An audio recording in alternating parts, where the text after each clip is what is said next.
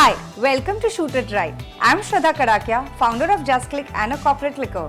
In today's episode of Shootitright, you're going to learn how to capture images of flame and refute the belief that you need professional setup and knowledge to capture that. Also coming up is a click tip of the day, where you're going to learn how to capture images avoiding flare without using any extra accessories.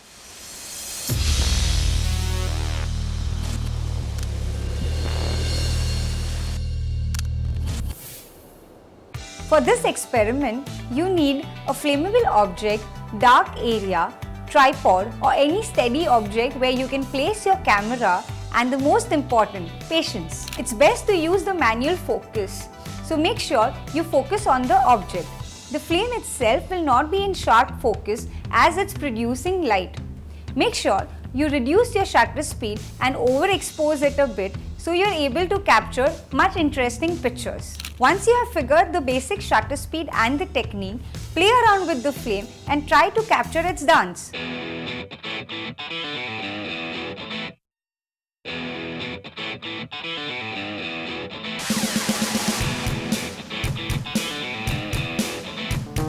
Today we are going to learn how to capture fire using camphor, which is easily available in the market.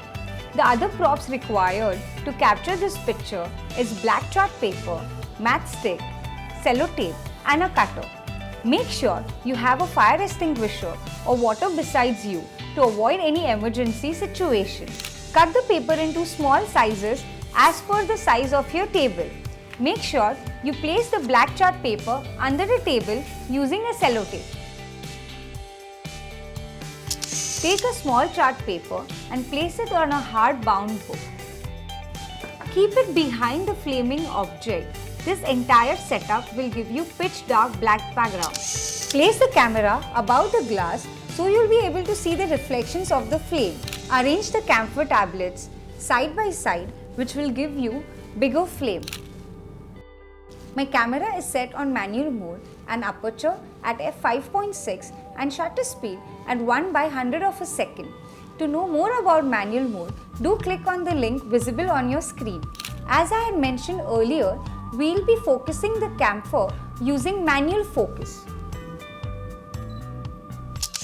Use the matchstick to light the camphor.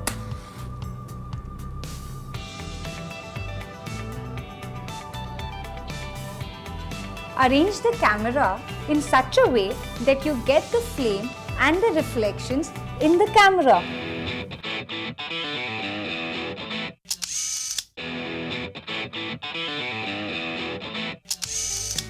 High shutter speed is only going to allow us to capture the light of the fire and cut off the ambient light from the picture. For capturing the intense color of the fire, you can underexpose the picture by using high shutter speed from 1/25th to 400 of a second and even furthermore.